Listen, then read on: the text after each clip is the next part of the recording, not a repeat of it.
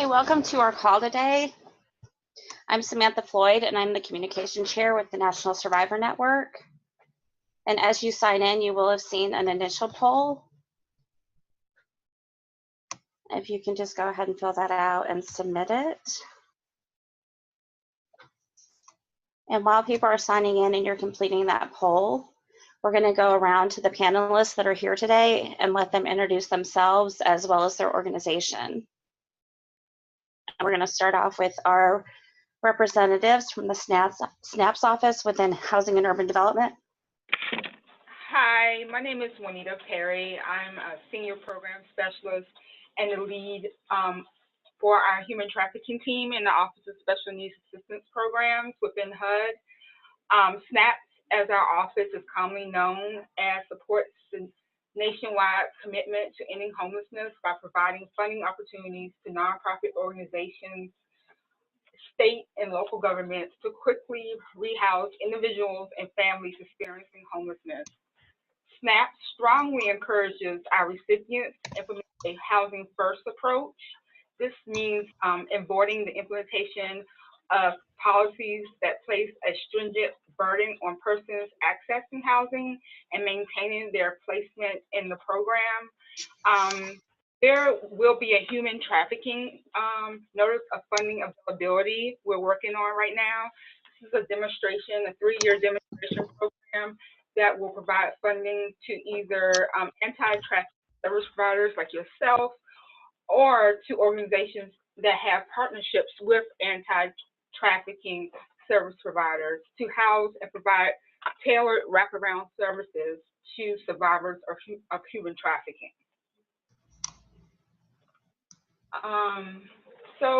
We are excited to be a part of this listening session today because it will allow us, particularly the SNAPS office, to hear directly from you, those that are on the ground, about your current struggles of connecting survivors to safe, adequate, stable housing. Through this listening session and other listening sessions that we will be having in the future, like the one we had in February, we actually talked to survivors of human trafficking. It will help us to create guidance, webinars, and other technical assistance to help us bridge the gap between the two fields. So thank you.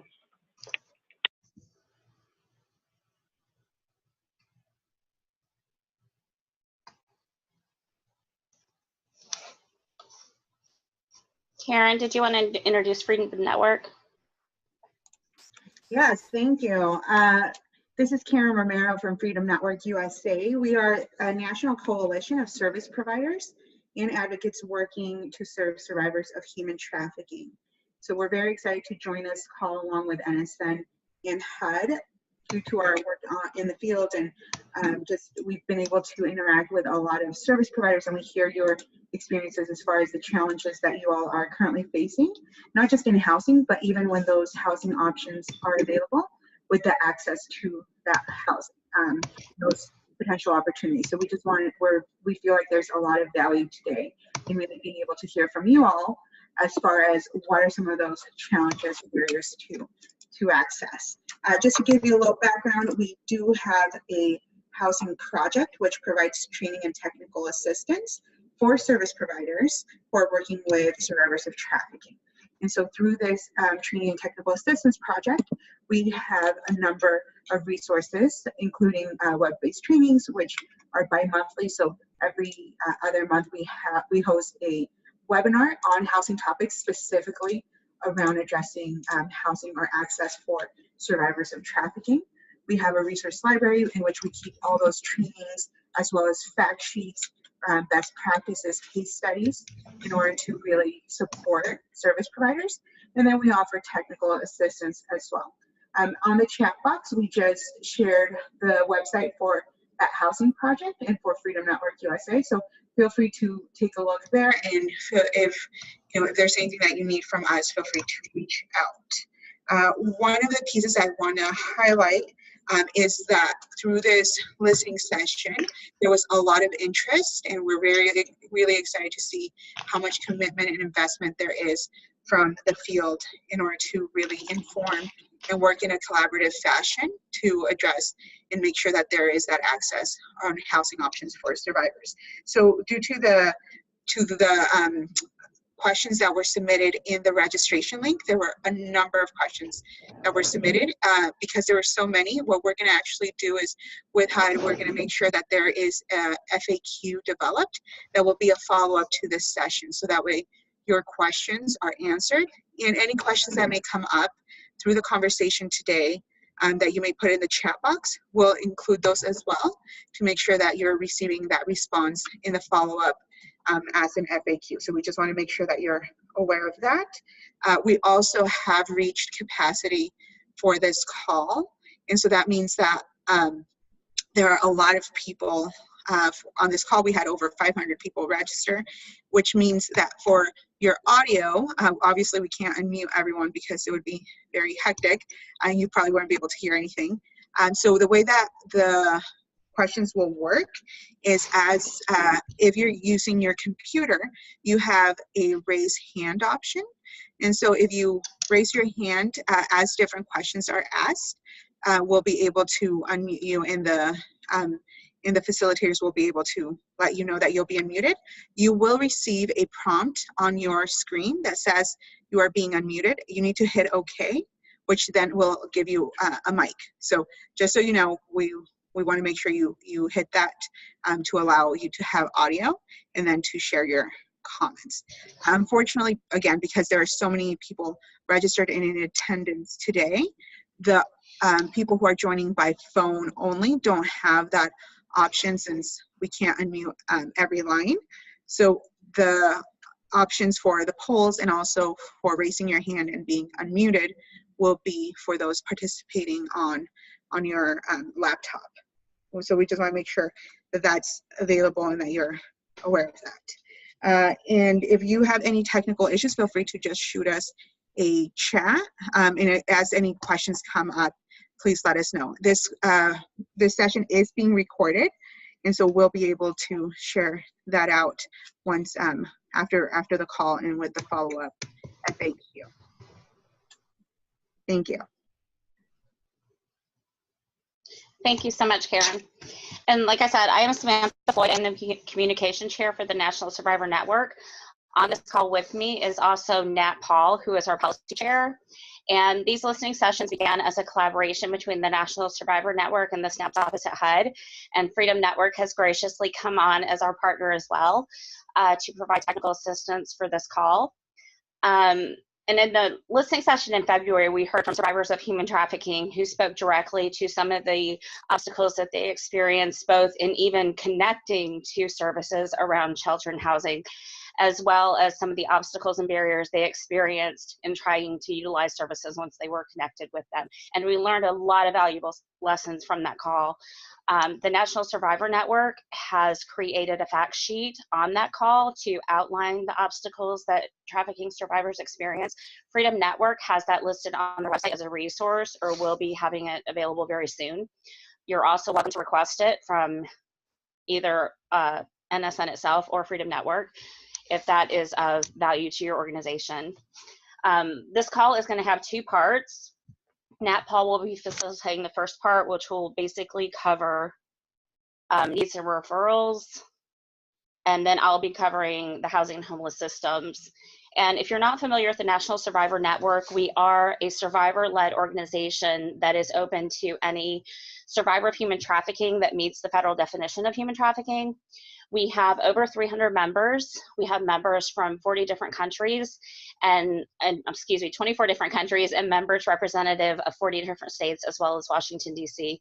We are very unique within the survivor-led organization arena in that we are open to survivors of all forms of trafficking and have representation from all demographics of survivors. So we're extremely inclusive, and we are very focused on supporting and doing professional development for those survivors, as well as reaching outside of our organization to influence policy and services that impact survivors of human trafficking. And so I'm going to now turn control over to Nat Paul. Actually, before we turn the control completely over for the facilitation, we want to do some quick poll questions around who is in our audience right now. These are just going to be a couple of really quick yes and no answers and what demographics are you dealing with.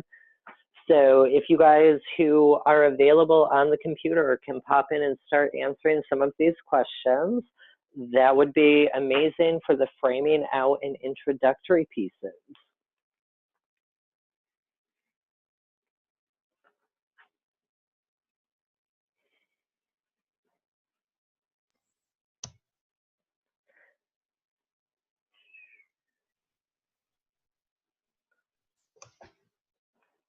All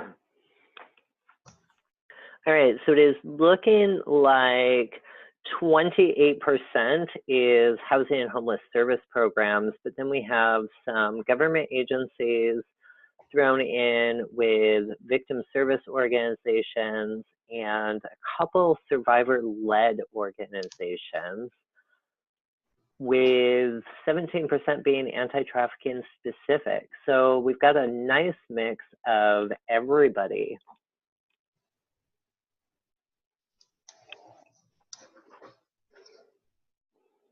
And now, do we have, oh, no, who are the people that we are specifically serving?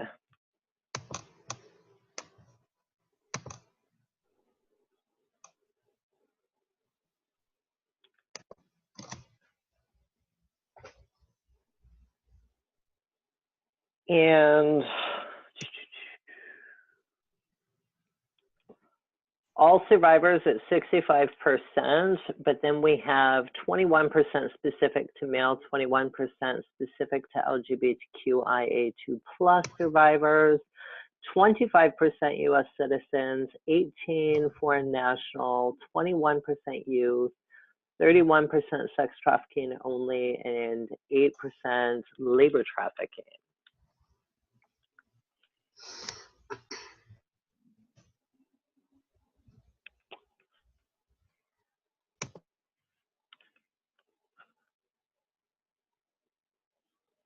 And then the rest of these are going to be mostly yes and no. So do we have housing options for clients we serve?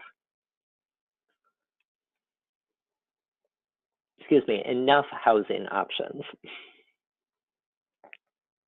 90% of you guys are saying what we already know, that there is not enough beds in the US. Are you currently connected to a HUD SNAPS continuum of care program?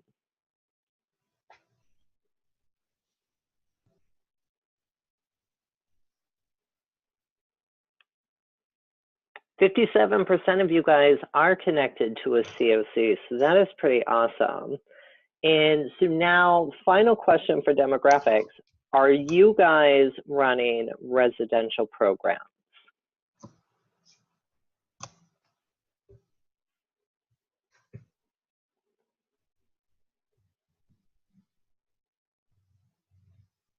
$48 and $52.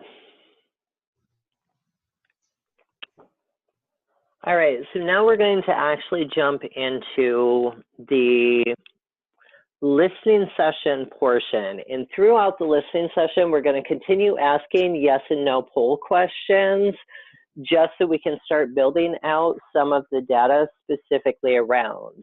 So for those of you on your computer, if you can raise hands, and the first question we really want to focus on, and we're going to take about 8 minutes in addressing, what are the experiences with housing referrals that you guys are having struggles with providing survivors with access to housing?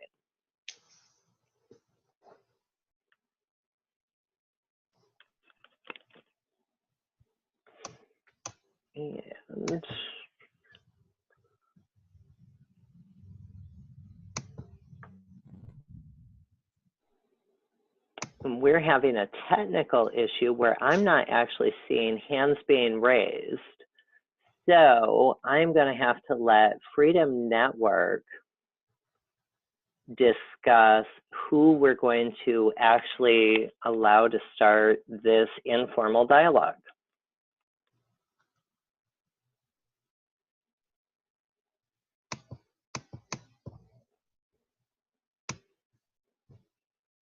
Okay, we have 7 hands being raised. Awesome. So who are we going to unmute first? Karen, can we start with Christy Croft? Mute now. Hi, I don't know if you can hear me because I don't have my... We can. Perfect, okay, excellent. So I was gonna say that 2 things that are problematic for us is housing minors, especially those that don't have safe homes or good foster care or other supports to go to, and also trans survivors, and both overlap. Trans youth we have a really hard time with because their needs aren't being met in our current foster care system or any of the shelters that we have available. And that is a huge, huge, huge gap. Yeah. Thank you. Karen, could you unmute Kim Perkins?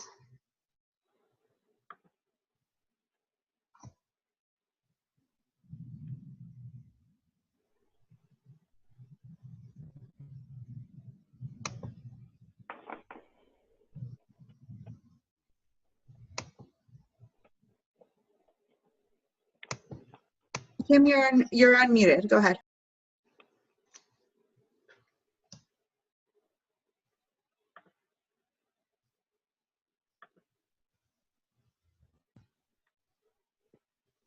Okay, maybe we'll come back to Kim. Do we want to, let's hear from a man. You want to mute Derek Thompson?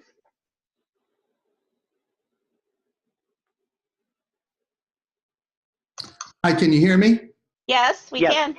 Okay, great. Hi, and by the way, we are a survivor-led organization. I didn't see that as an option in the poll question, so forgive me for that oversight. Okay. But yes, a couple issues. One, housing teens with mothers, especially when the baby's already born. We have some programs here where before birth, we have some agencies that do that, but it's been a challenge housing teen and even adult mothers with babies, with children pre and post birth. And then also just emergency housing, getting them into housing quickly. I feel we've had an issue where, again, there's youth who are on the run and we recover them.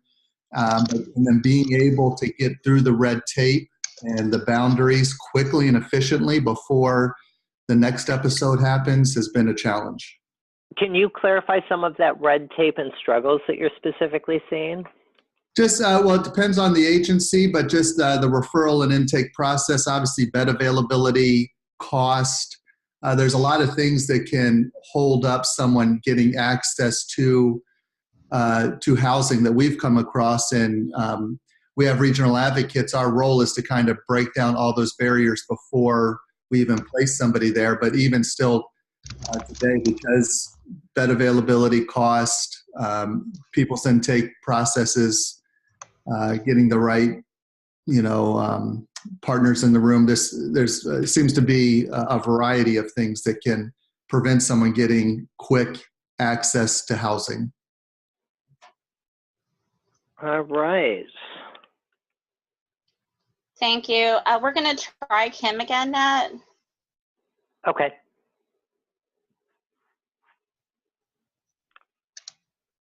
Kim, I believe you're unmuted.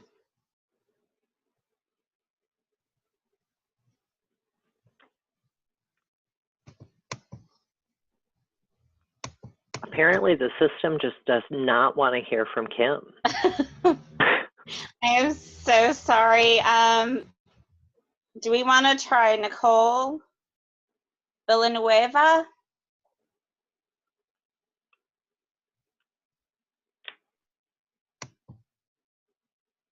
Nicole, I think you're unmuted.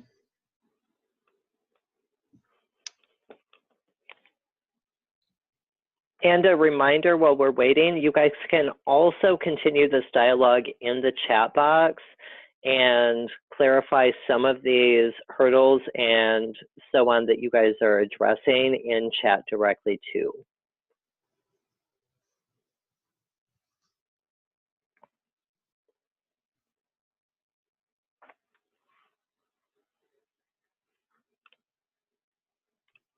Okay, we're having trouble hearing Nicole as well, I guess.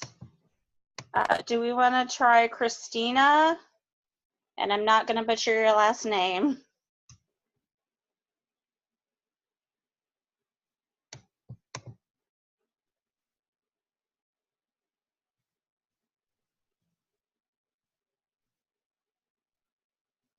Karen, can you unmute Christina?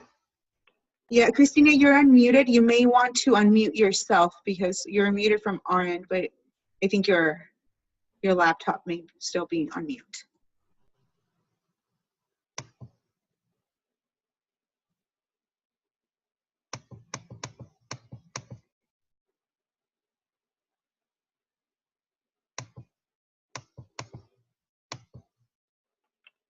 Okay, do we want to try Marley Hyde, Karen?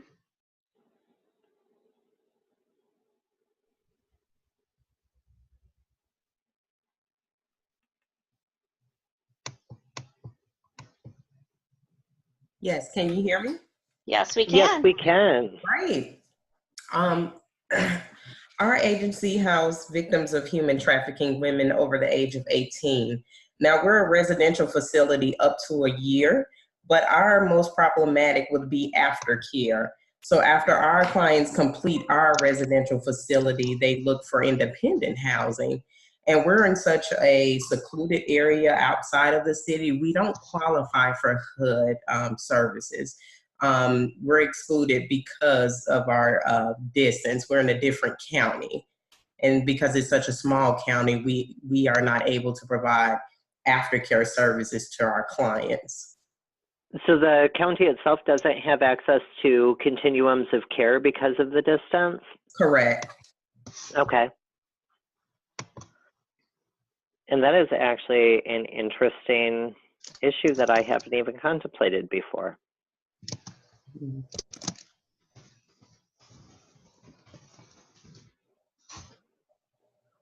And then we're going to transition at this point and start talking about denials for housing with some of the programs. So did you have some denials beyond when you're trying to find housing for clients?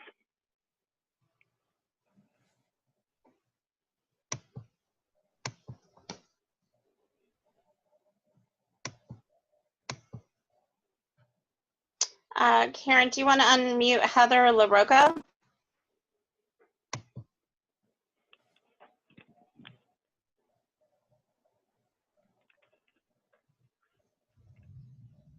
And one of the panelists in the chat box is actually discussing difficulties with housing for foreign nationals who do not have immigration status, which I think is a huge issue, and then specific to young boys and adult males.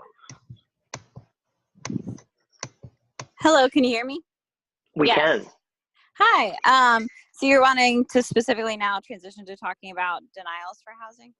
Yeah, like what are some of the barriers and reasons that some of your clients are denied access to housing? Yeah, so I think it was a poll question that just came up, but we've definitely experienced folks being denied due to like active drug and alcohol addiction, or still like, in active struggle with that. I think it's not necessarily a denial, but it's definitely like an issue with clients. Is some HT programs work like don't allow people to have a phone. Yes. And so I think just like the choice and like the ability, like for instance, we have someone who's from Mexico and she communicates with her family with a smartphone. And one of the programs was like, well, she can have a flip phone, but it was, then she couldn't communicate with her family.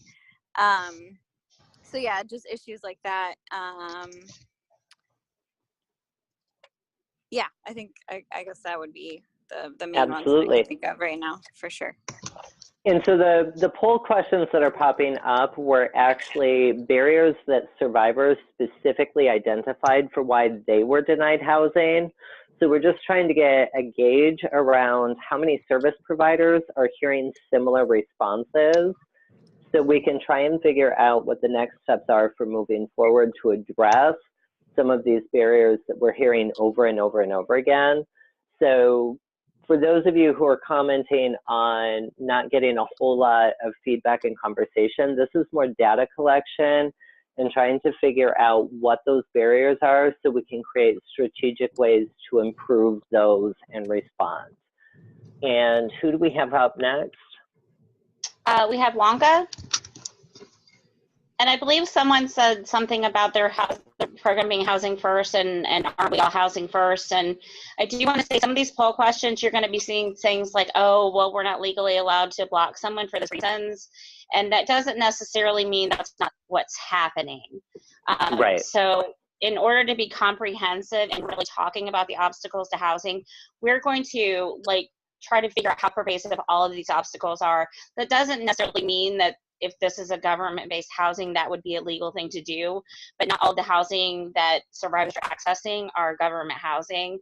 And so we just want to get a comprehensive picture of what this is looking like on the ground so that we can create national strategies to try to create more resources. Okay, Blanca, are you able to speak at this point?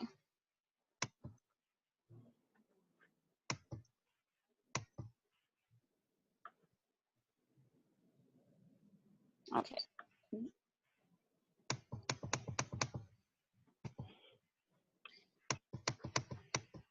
Karen, do you want to try Jonathan Corral? I hope I'm saying that correctly. Hi there. Hi. Hi. Hey, yeah, I work for Restore NYC. We serve foreign national survivors of trafficking, and so as it's similarly stated, just the barriers associated with clients who don't have status. And in our case, as that's the primary and only population that we work with, it's just made finding options for housing very, very difficult. What are some of those denials that you're hearing? Is it just because of the immigration status, or is it other complicated scenarios? It's all, whether directly or indirectly related typically to their immigration status. So maybe they can't access certain benefits, maybe they don't have credit history, maybe they don't have, maybe they have certain ties to a specific community within the city as a result of being a foreign national, and maybe there's a hub of community in one particular area that is not felt elsewhere. Yeah. Okay.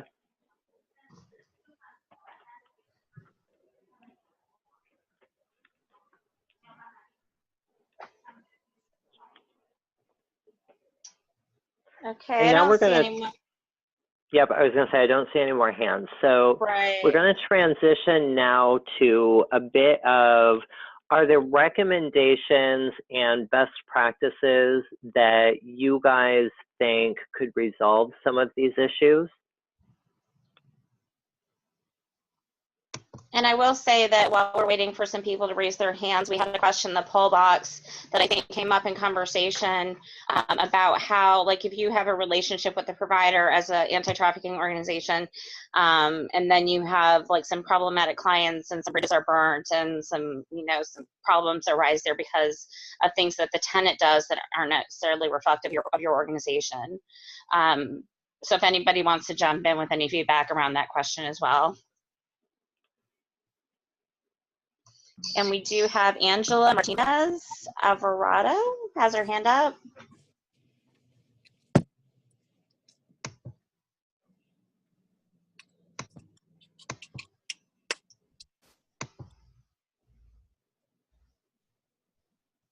Are you able to speak?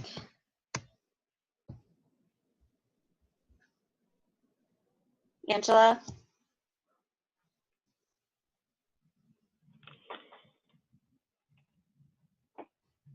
Okay. Let's try Derek again. And Lisa put some resources in the chat box for landlords, so that might be a helpful thing regarding that question. Okay, thank you. Yep.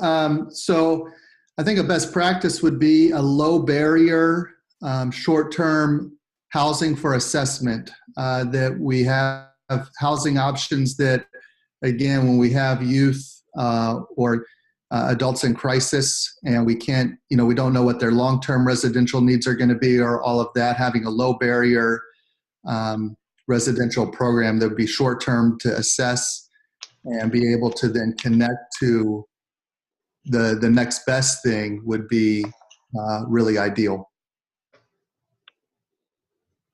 All right.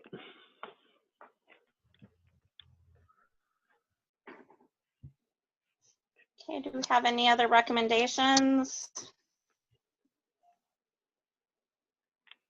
I guess I can lower my hand. Eric. Yeah, thank you.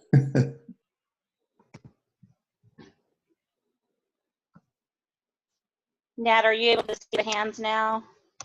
Yeah, I figured out the whole hands thing. I didn't have the right screen open.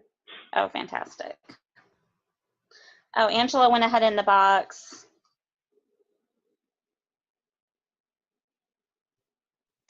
We've had a question in the box about documentation for national clients, and then Angela was speaking specifically, had a client who had a T visa and was given a hard time because they didn't understand. Because they don't understand what the T visa program is. Right. So confusion around the T visa.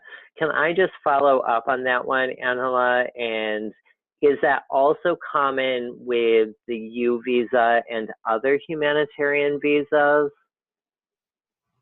Oh, she said they're looking for refugee wording. Okay, and so yes to the U visa. So it's Right. the humanitarian visa confusion and clarification around you can't actually deny service for that, I think is a very common barrier.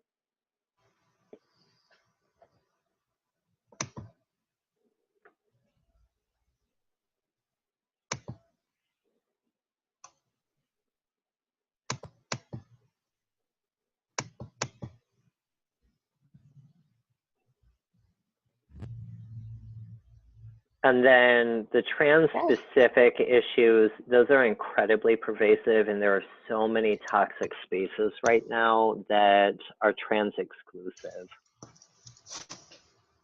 All right, Sam, I'm going to let you switch over to part 2 of this conversation.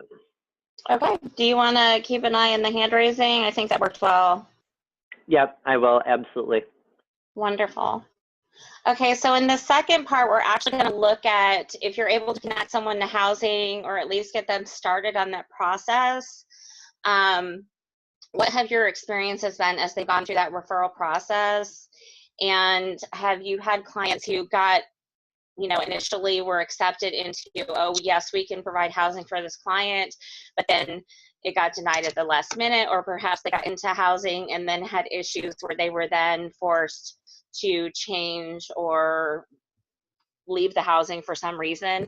And as we go through this particular segment, again, we're going to have some polls that come up where those that don't speak, just so we can have broader participation to try to get some feedback on what has happened to disrupt housing or cause changes in housing after a client was able to actually get into a program.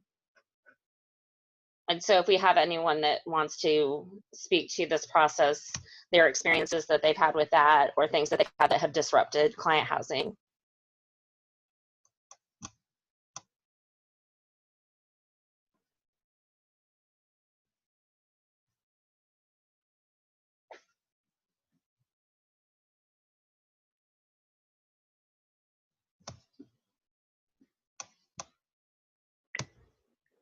Derek Thomas again. Hello. I waited. Actually, the educational and working requirements, a lot of our mentees have, part of them getting the housing was they have to be working in a certain time frame or be going to school. And some of our mentees just, haven't been at that place. They needed really more of the therapy and time to decompress and kind of figure out what direction their life is heading. But in order to get them into that program, it's like you have to be working or you have to be going to school. We've had mentees who started school and then dropped out because, again, we were rushing them going back to school when we knew they weren't ready so they could keep their housing. And then end up dropping out or getting into some kind of conflict there. So that's been an issue for us. Okay. Thank you. Mhm.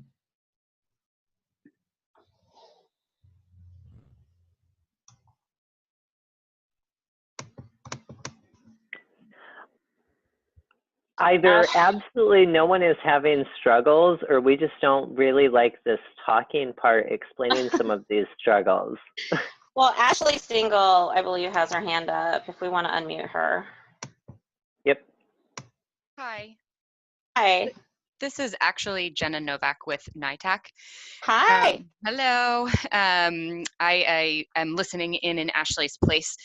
Okay. So it's actually, it came at the right time that you chose me, because this has to do with relapse, and a little bit actually less of relapse and more in terms of staff's lack of training in different recovery programming. And specifically, I can speak to several times when I used to work in shelters, staff not recognizing different methadone programs and automatically assuming that individuals were relapsed and back on drugs, and then kicking clients out because of that. And so this lack of training with staff members is huge. Okay. And Lisa was asking you to let everyone know what NITAC was. Sorry about that. It's the National Human Trafficking Training and Technical Assistance Center. We're a program of the Office on Trafficking in Persons. Thank you so much for sharing. Of course. All right, so drugs and alcohol, 72% have lost housing because of relapse, which I think is just incredibly poignant for that conversation piece. Mm-hmm. Definitely. Well, and I think it goes to that mindset that human trafficking healing is a very linear thing. Like you hit this milestone and that milestone and that milestone. And we don't look at it as kind of a process where you make some progress and then you go back and you revisit an area that you thought you were past, but not so much. And that's when you can have PTSD episodes and relapses and things like that pop up in your life. April can we unmute April Woods?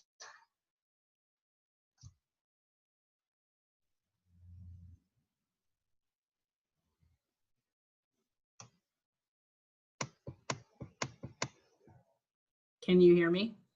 And Yes. Oh, well, I think in my talking about the relapse, I think programs such as these really should maybe open our minds and think about harm reduction, because really it's not necessarily always about the relapse as it is about the behavior around the relapse. mm-hmm. And when you have these programs and if these are folks in your own housing, or then you can structure it in a way where there's just kind of rules around how you're behaving when when you're loaded, because these things happen. Folks are using drugs and we want to keep folks housed. But then in terms of landlords, some of the things that we've done is created relationships with landlords so that they could call the peer support specialist or the case manager and created a little space in the shelter where folks can have respite care if they are really super loaded and acting up in the hallways. But I think a lot of this is reframing how we think about this. 9 times out of 10, in terms of youth that are being trafficked, once they get into a place that they're safe after about a month or so, that begins to stabilize. Their drug use begins to stabilize, and it may or may not happen but it's really how they behave on the property. Mm-hmm. I think somebody mentioned earlier, after they get stable and these problems come back up on occasion, folks are able to look at them in a different way if they're in a safe space. So it's about creating, I think it's about creating the relationships with your landlords, training folks in your own programs, and offering training to the property management companies or however it is, if it's scattered site housing. Right. Do we have anyone that is just in an area where they have, like they're having to refer people to housing, but they literally have not been able to build those relationships, or you're at capacity and just keeping things going. And so you're just reaching out to what you know is available, and it's hit or miss.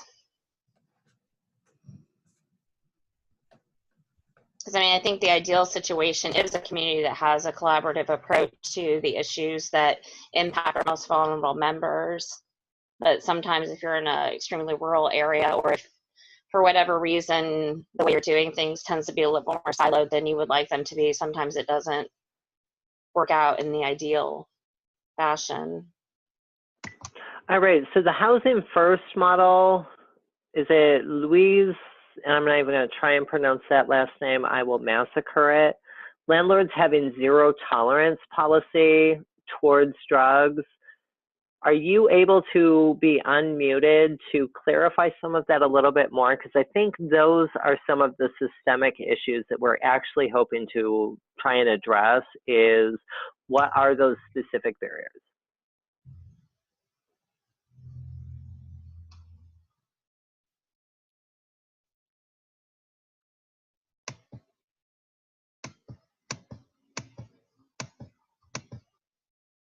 Okay, so Erin, can you jump in and clarify some of that as well? Louise apologized for not having a mic because they're not on their computer.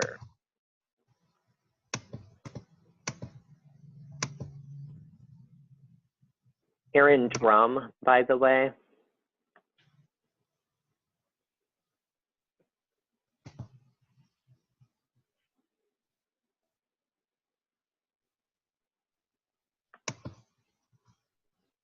Oh, see, nobody has mics today.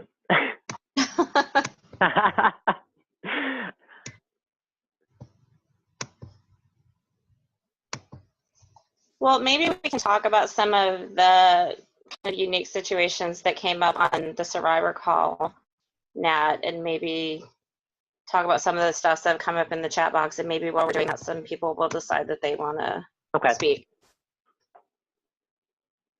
So a lot of these issues were coming up and correlating. So this is why we were actually framing out a lot of the poll questions that we were having. Is there's a lot of anecdotal evidence that housing is a high barrier piece to getting survivors actual care, but we have no actual statistical analysis of what those percentages are. So having access to potentially 500 people who had registered, we were kind of geeky nerds going, can we get some statistical analysis? What are the percentages on these little quick polls to try and guide and frame some of these conversations and best practices and create an understanding a little bit more than just the anecdotal case-by-case scenario. Housing limitations and the trauma-informed piece being huge, huge issues, but the denials being around some of the survivors were denied because of curfew issues and working a second job or working a second shift. And so the structural component of, in order to get out of the shelter, being able to maintain your life and work, but then because of curfew restrictions, losing access to the shelter being one of the core fundamental issues, the lack of affordable housing being a huge issue, lack of beds overall being the most critical issue. Were there some other things that you wanted to point out as strategic issues, Sam? Well, it looks like thematically within the chat box, what we're having is in a lot of areas, because really government housing is just one small piece of the solution. And so even when organizations have relationship with landlords, or in areas where that private landlords are the only option, they really have all the control. So you have an organization that has a relationship, and then, like I said, the one situation with the tenant, or, you know, if you're dealing with all private landlords in your community, and, you know, someone complains about behavior that's a result, you know, of trauma, or having an issue with addiction where the landlord might be willing to work with them, but you have tenants that are complaining, or damage to property, and then that bridge is kind of ruined. And when you look at a small community with all private landlords, like, that can happen pretty rapidly to where you have, the couple of people that own housing may not want to work with you. So that sounds pretty like kind of a new issue that we didn't get on the survivor side, was how to repair those relationships with landlords, or how to get landlords who are willing to maybe understand the nuances of housing survivors. Well, and I think it was also trying to figure out, where is the systemic failure happening?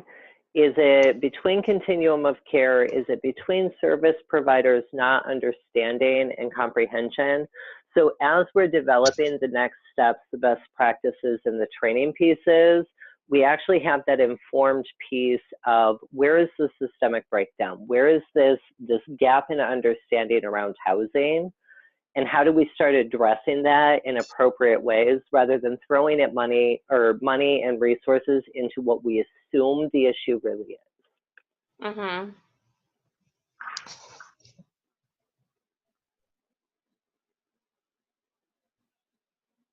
Well, and I think because they have overlapping a lot of these issues, if perhaps you were trying to speak initially and we're not able to, we still continue to welcome people to raise their hands to share concerns, or even if you have something that works for your situation in your community as far as your housing with clients.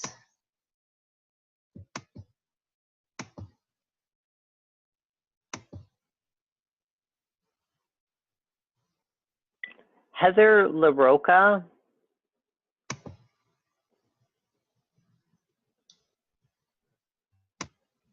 All right, we're getting told that you are unmuted. Can you hear me? Yes. Okay, I was just going to say one thing. I'm from the anti-trafficking program for the Salvation Army in the Philadelphia area. And one thing that we have found successful with housing is partnering with the domestic violence programs.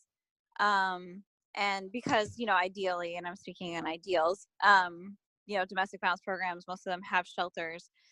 Ideally, they're trauma informed already, and get, a lot of like the nuances and relationship issues that pertain to domestic violence. Ideally then they would be a little bit further along to then serve a trafficking victim. Obviously a lot of partnership needs to happen. We did a lot of like cross training, a lot of like, just like making sure that staff on both programs kind of knew each other. And then just kind of keeping that relationship going. But that has created a situation in which, especially for emergency shelter, we've been able to get folks in when we've needed it. For the most part, still some barriers, still some, issues there, but we found it to be fairly successful. Wonderful, thank you.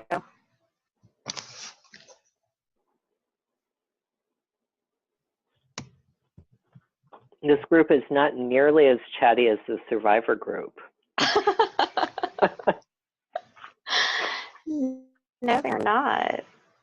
Louise had a great idea that they said in their work with landlords, they actually have held luncheons and kind of recognizing landlords who are working with their program and using that as an option to recruit new providers, and utilize that to do some survivor informed practice around that point, and have speakers that have survived human trafficking.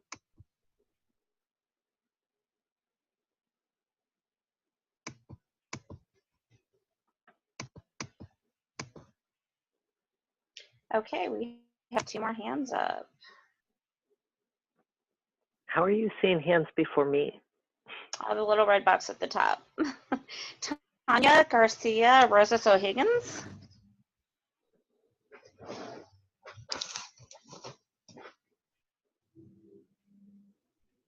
Can we unmute Tanya?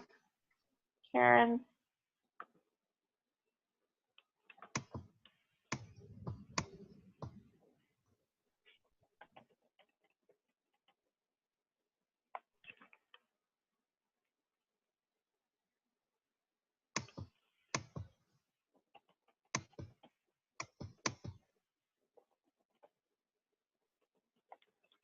Okay, Tanya, you're unmuted if you want to try to. Hi, can you hear me? Can. Okay, great. So I I work for Ruby's Place, and that's actually a DV and HT agency here in the San Francisco Bay Area. So one of the things that Ruby's Place has, I think, been pretty good at is sort of piggybacking on the last comment about creating alliances and collaborations with DV agencies. Because I think this organization started out as a DV emergency shelter, it expanded into to serving an HT population at the women's shelter to serve. So they have dedicated bed spaces for HT populations, and they have also tried to bring in additional housing program implementations to help clients transition from emergency shelter into more permanent housing. So again, the discussion of establishing connections with local landlords. Although I definitely think that the idea of creating a more sustainable network that is trauma informed of landlords will help. Because we have had cases both on the DV and the HT side where unfortunately the housing the client wasn't enough. If you don't have the wraparound services, or if the client for whatever reason might also not be quite ready to live in a single apartment or the space. And on the other hand, it just so happened that out of a need, speaking of some of the more vulnerable populations that are harder to house, we started a small pilot program in 2017. So we have a house that is just for adult single male trafficking survivors. Mm-hmm. So because that was the hardest, we knew that was the hardest population to house, and it came out of an operation that occurred, and we had multiple clients that we needed to house. We realized it was just easier to kind of set up this shelter for male survivors. And I think one of the things, especially with this particular model that we have been working with, is making sure the clients understand that for that house, we don't have 24/7 monitoring. So the clients, if there is no curfew, we do expect the clients, because it's a communal living space, to kind of share responsibilities. But I think part of the thinking behind that sort of ease of monitoring is that in the real world, the clients, will have to kind of program and regulate themselves. So also, if a client works at night, we don't want to kind of cut off that potential opportunity for them to work by saying you have to be in by 9 a.m. or by 9 p.m. So that's something that we've tried to work with the clients, and we have a case manager that is appointed specifically to the men's house, and there's a different case manager for the women's shelter. In addition to the outreach program that we run for human trafficking and DV clients who don't need shelter, but at some point might need, for example, to move from where they currently are. In that case, we connect them to the housing program that can assist them in finding a separate dwelling. Can I just follow up on that one? You were saying single males, and I know one of the fundamental barriers to a lot of the housing is males or male children over the age of 12. So what if one of your male survivors had a child who happens to be 12 or 13 and a male? Would housing for family members of a participant be available? In that case, unfortunately for the house, the men's house, it is strictly for adult single males, because that's usually what we see, say, in construction industries, in labor trafficking situations. But if there is a client, for example, a dad who has a 12 or 13-year-old child and they do need to find housing, then we would default and connect them to the housing program to help them find more like immediate, permanent situation. And I actually like that response. Yeah, I mean, I think also the question of, you know, documentation, a lot of our men's shelter clients, I would say about 95% of them that we've had have been without status. So they've been, some of them have work permits, and others are still sort of waiting. So when we're asked, you know, what is the length of time, it really depends on the client and working with the client in how they're able to, you know, to resolve the immigration situation. We liaise with immigration attorneys that specialize in T visas to make sure that we have an understanding when we know that it can take a while, even with the T visa, especially now it's taking longer. So we want to make sure that the client is well settled as far as having a job, having some source of income. I think that's one of the barriers is the employment part. If the client can't find a job, especially if they're undocumented, then that's going to make it even harder, even with programs, housing programs that, you know, might supply a deposit or might assist in the rent. If the client, you know, cannot continue to pay or provide some of that portion of their rent because they can't work, then it's essentially temporary housing, because at some point they're going to run out. Absolutely. So now I have an interesting question for other individuals on the call. You can answer either in chat or jumping in. With specific charges to prostitution and criminal arrest within sex trafficking spaces, we've actually had landlords try to solicit survivors to be able to provide housing for them. Is this a pervasive issue that we're seeing across the board with education around dealing with landlords specifically? And then we had Lucy ask a question, but I think it only came to the panelist. And I think it may have been for our last speaker was, do the homes provide psychosocial and educational groups within that situation? And so as we're looking at that, like if you have housing options that provide those, maybe you can respond to that.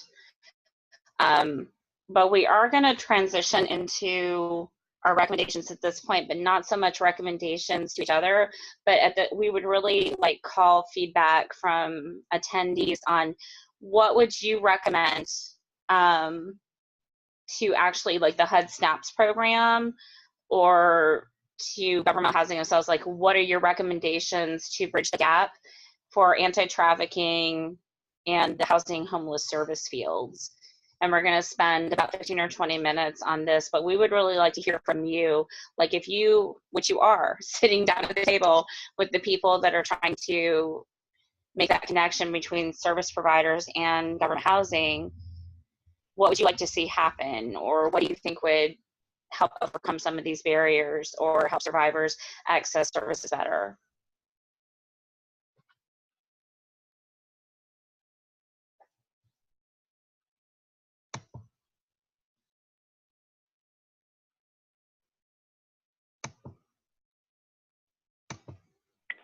Fair housing training for all. I feel like I'm the teacher in one of those 80s movies where I'm standing at the chalkboard, like, anyone? Anyone?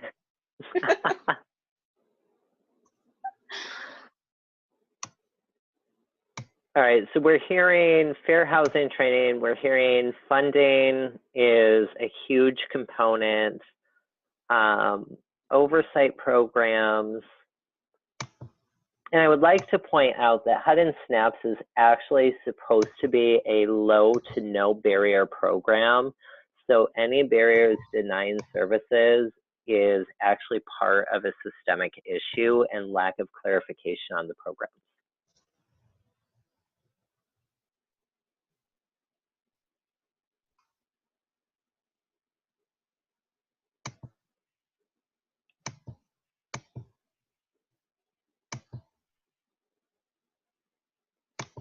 Rural issue housing. Jessica, do you have access to talking? Because I think that is one of the core gaps.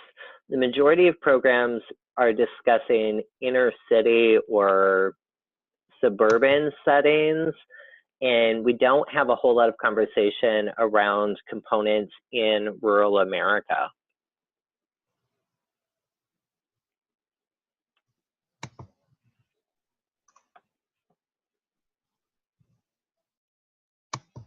Are we trying to unmute her? I'm just asking if she has access to, because it seems like all of the people with great feedback don't have access to mics. And yes, that is exactly the response. Is there somebody who can raise their hand and address specifically that rural context? Because I think that is a core gap that is left out quite often.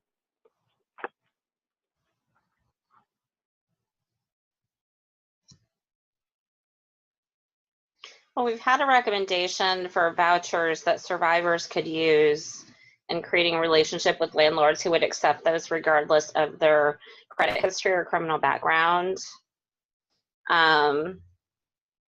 Transportation and financial resources. Transportation, access to resources. I live in a town with 565 people. So closest service program to me is 100 miles due north. And when we're dealing with any referral programs, we actually have to transfer through the city 100 miles away and then filter down into 2 or 3 other counties. And without fail, it is an hour to an hour and a half drive to find any services. And Courtney Edwards, I see your hands being raised. Can you hear me? I can. Yes.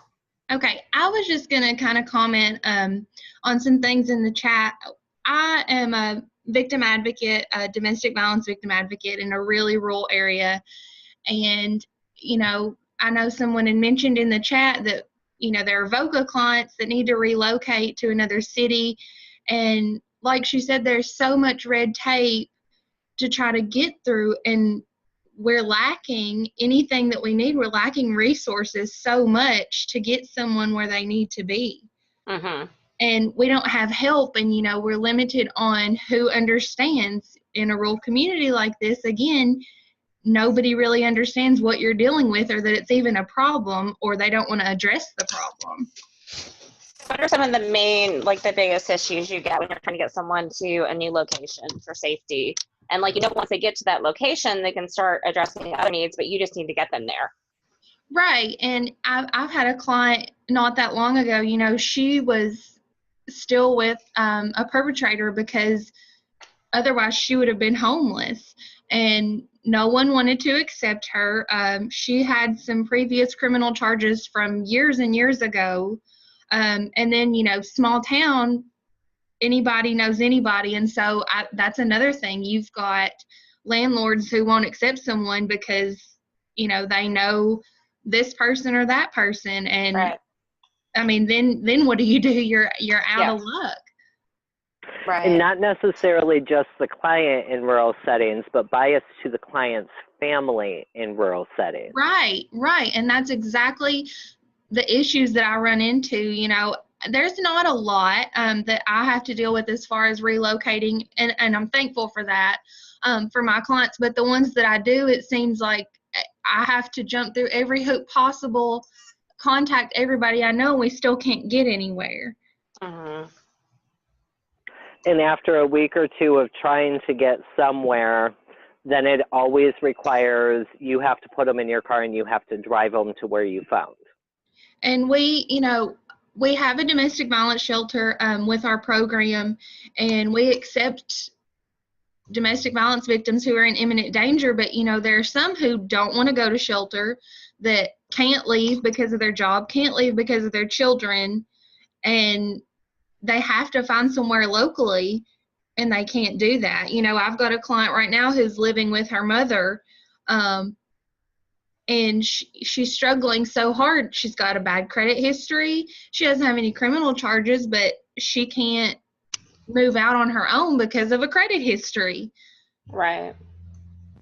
Well, and I think that's a big one that even survivors that, are a couple years out of, going through a program in their situation, I don't think that the landlord population understands trafficking in the nature of those traffickers. They go through all of our resources. Like if we have a good credit history, that's another resource that they can use to make money or have access to things.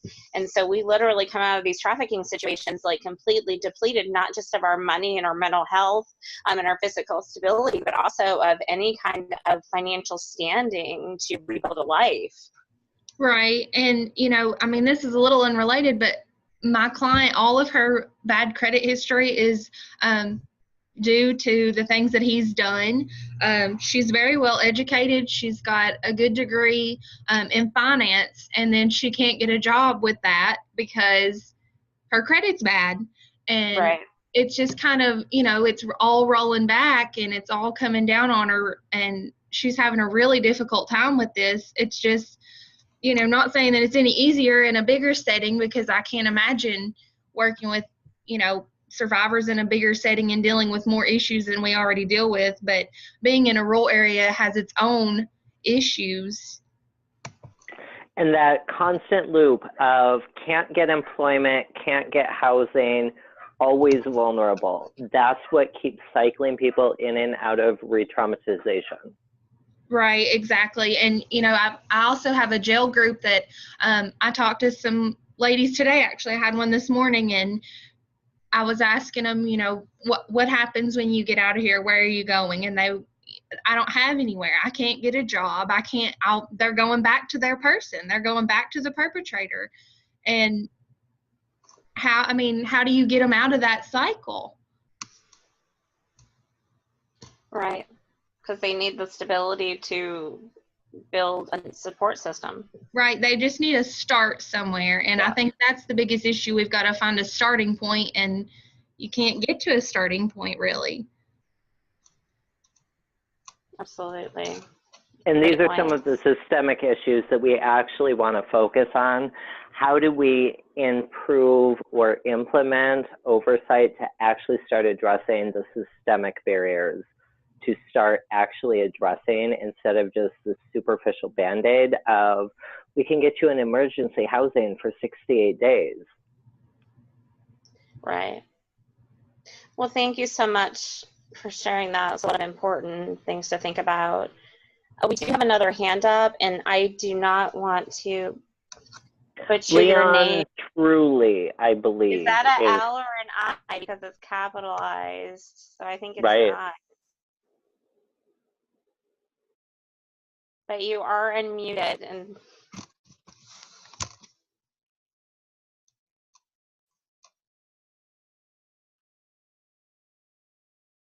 truly.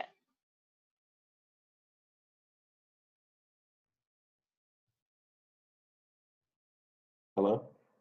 Yes, I can hear you. Okay. Good afternoon. Good afternoon.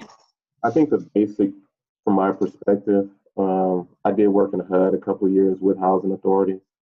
Mm-hmm. The basic thing that needs to happen right now is identify those rural housing authorities that do accept victims of human trafficking. You'll have to do a survey, and you'll have to identify these, because a lot of the board of directors have to change their bylaws to accept certain things, especially in these small towns. They're of the mindset that human trafficking is still the archaic view. You have a couple of prostitutes, or you have, people out there working crops and stuff like that. That's their view. They don't understand the subversiveness of what it is now. Human trafficking is like, massage parlors, or you got people working in the back of a restaurant with 3 or 4 beds, or, it's internet based and all this other stuff. They don't realize that. So you have to educate them to the point that they understand what's going on, and also that educate them to the point that they can accept the reality that is going on behind right in their neighborhood. Down the street, their children are vulnerable. Once you do that, then I think you'll have a good chance of getting housing in the rural areas.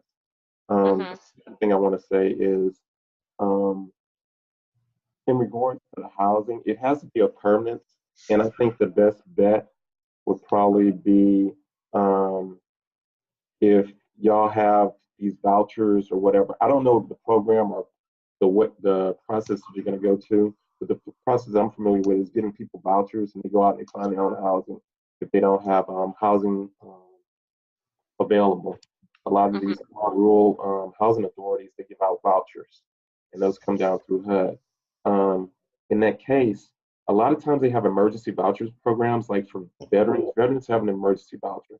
If there was a veteran found homeless on the street, or if he lost anything, he'd be contacted by the VA. The VA would contact HUD and say, we need a voucher for this one person, and they get expedited housing along with wraparound services, because I don't think it's ever good to give somebody a place to live, because like somebody stated earlier, you can give them a place to live, but if you can't give them that emotional support, help them find a job, the Maslow hierarchy, the needs thing, they will be Right. in like a week to a month. They will not stay. They need some kind of structure to show them that they are capable of doing, that they can have their own self-love, that they are heroes within their own self. They just need to find a hero within to accomplish things that they want to think. They don't need outside people for love and support, which is one of the main gravitating needs that people who get caught up in the stuff have. So they need a wraparound service to provide them with support and the housing. So if you can create a voucher system like that, if a task force like mine has identified some victims and they go to Catholic Charities or the YMCA or whatever agency that we're non-governmental agency that we're working with, provide them that little support structure. And I think somebody said they had a 1-year program. If they can get through that and then be able to get a voucher and it'll move them right in, that would be more helpful than anything. But they need, I'm saying this equivocally. You cannot provide somebody with a home, a long-term home, without wraparound services that exist on a weekly, monthly basis to show these people that they are getting support. If they don't have the wraparound services, you're wasting your time giving them a home because they will go back.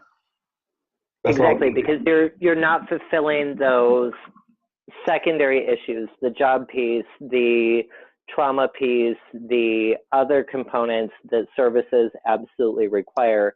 A home is only one issue of the entire wraparound holistic approach. Right. You just can't say that the reason somebody's homeless is because they don't have a home. They're homeless because there's something else going on in their life that drove them to wherever they are, and now they have to get out of it, and they can't get out of it until those other issues are taken care of. You know, in a normal world, when a person has a job and they have emotional support or whatever, not always, but a lot of times people can cope with a lot of things in their life. But when there's some major stuff going on and it's underlying and you can't see it visibly, they that's why they gravitate to situations like this. So you have to look deeper than just a person, oh, they were trafficking and they don't have a place to live, so we'll give them a place. That's not all. There's emotional detachment there. There's emotional issues there that need to be mended. These people, I don't even get emotional about it, but you know, it's more there than just a person not having a house. So we have to also provide the home and the stuff to support them. Right. Well, and we hear that when you have a client who's gone through a lot of instability as far as having jumped through multiple hoops and a lot of things changed in the way services were provided to them. And so we look at relapses like, why did they end up back in a trafficking situation? And we try to look to the client like, what is not healed about you, where that client may be stably housed by their trafficker and they have this history of trauma bonding. So even though they understand the abuse and the exploitation that's occurring, at least they know where they're sleeping at night. At least they know they'll be fed. And that's a serious issue. And when you have someone with a long history of trauma bonding, they're used to interacting with people in that transactional way. And so we really do, it is more than housing. It's about creating a support network. It's about having them understand that every relationship doesn't have to be transactional, that there is a healthy way of interacting with the world, and there are people that will treat you in healthy ways. So those are some really valid and good points, and I absolutely agree. Thank you. Do we have anyone else that would like to speak up as far as recommendations to our government programs or to HUD, to the SNAPS program itself? We have one more hand. We'll take this last speaker and then we will transition. Gabriella, can you unmute Gabriella or Gabriella?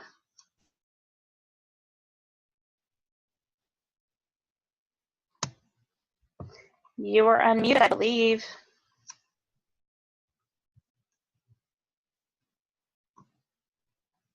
Gabriella? Can you hear me now? Can. All right. What I was going to say is I'm the program director for a Safe House program run by the Gender Justice League in Washington. And normally we originally were just dealing with trans homelessness. There's a lot of problems with homelessness for trans people. Very high risk. They're also very high risk for being let go from employment. They're not getting housing, losing housing, even in Washington, which is very open. But we're still seeing a lot of this.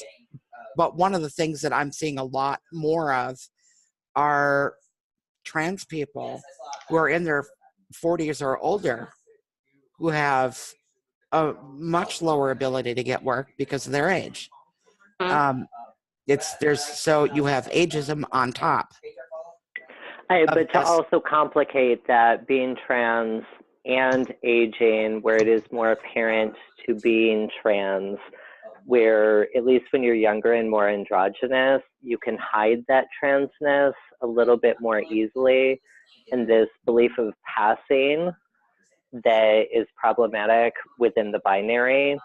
It just, the older you get, the more complicated it is to even exist within the system. When 1 in 8 are denied housing, 1 in 9 can be fired. 38 states it is legal to fire someone for being trans. And that is exactly it, like those overlapping complex issues. Right, and so a lot of trans people are, trafficked or trafficking themselves. And they may not necessarily want to be doing that, but it's the only way they can make money. So then when you take it away and you give them a situation where they can live somewhere, they can't afford to live anywhere because they can't get a job. And so I guess what I'm saying is that if you're going to end trafficking, you need to give a reasonable accommodation for employment of some kind that will support them. Because if you can't work and support yourself, why did you get out of this, and why is the government trying to stop you from doing what you can do to make ends meet, just to survive? And so I guess my recommendation would be that you also create work for people or job placement that will meet their needs, instead of saying, well, I don't know, just find a job. Right. Because especially for trans people, that's not always realistic. Yeah. Thank you so much. You're absolutely correct. Okay, we are going to be moving into the conclusion, and I'm going to hand over to Nat once again to kind of wrap up the call, to let you know about the data that we were able to collect on this call. I do hope that it has been helpful just to kind of hear people going through the same problems, or to share things that work for you specifically with other people who may need to know about those things. And we are going to continue to keep the information flowing and try to provide resources to people. But Nat, do you want to go ahead and kind of wrap up? And Absolutely. So we were hoping to use this particular feedback for our next steps.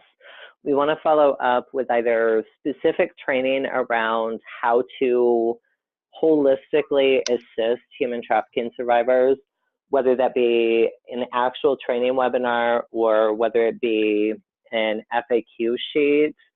We're not exactly sure what those are going to be, but we actually want to start disseminating all of this data.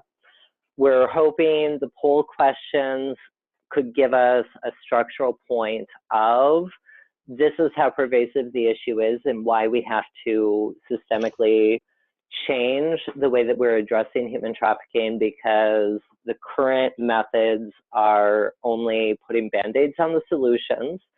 As pointed out with that last comment, that I have personal bias being a trans individual, you're pointing out what I usually am the person screaming about in the room. So I love the fact that we have providers that are actually dealing with those intersectional components, where it is far more pervasive than just assisting with housing. It's those intersectional gaps that continuously put people into cycles of vulnerability where there is no legitimate way out. And so working to change the system in a more beneficial way to actually start addressing those underlying vulnerabilities and complications. The next step is going to be follow up with, is it going to be a training call? Is it going to be a dissertation breaking apart all of the feedback and input with doing question and answer and actually creating out what the best practices are? Are we working with continuums of care to start addressing these core fundamental gaps that we could potentially start solving from a holistic system down approach? And I will actually let HUD step in and give some of their feedback on what they think the next steps are. So this is Juanita Perry from the SNAP's office. I just want to echo and say that we are very appreciative of the insight that you have provided. If it was were able to get on and speak, or you utilize the chat box, we really appreciate it. We heartily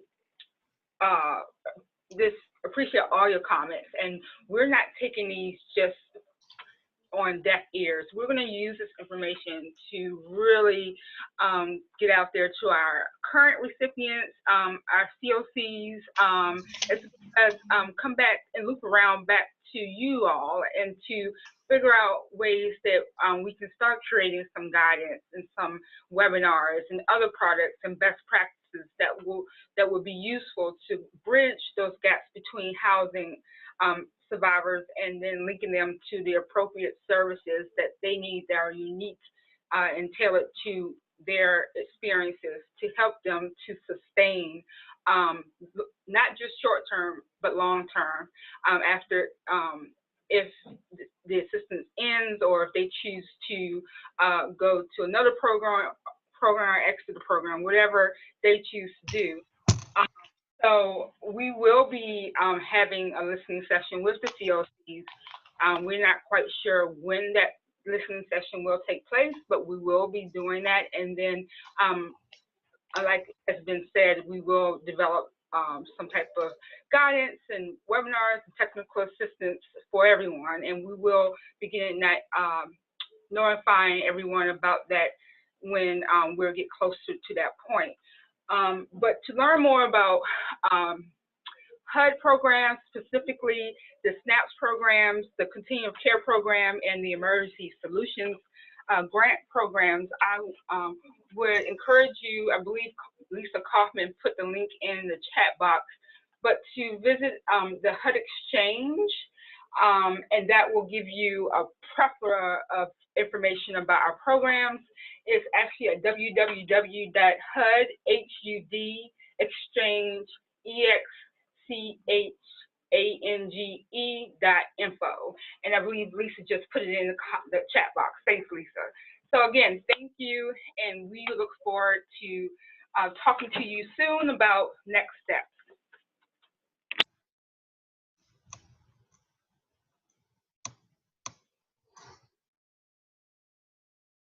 Okay, Lisa also included in the chat box the email address where you can continue to send additional questions. As far as the FAQ for this call, we're going to wrap up the questions for this particular listening session by Friday. So if you have additional questions, if you could please get them to your registration email or to humantrafficking@hud.gov by Friday in relation to the service provider listening session. And Lisa, did you want to say anything in parting?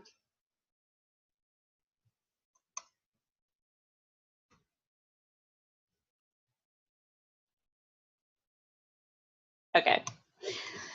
Okay, well, thank you so much. And we appreciate your participation. I hope that it has been helpful hearing from other people in the same boat and hearing some suggestions. I hope that the FAQ that comes out will be a good resource for you. And please pay attention to your emails and your listservs through HUD and Freedom Network for ongoing information. This is a collaboration that is creating ongoing resources and trying to really look at what are the long-term solutions. And so you are a huge part of figuring that out. And we thank you so much for your time. And everyone have a great afternoon.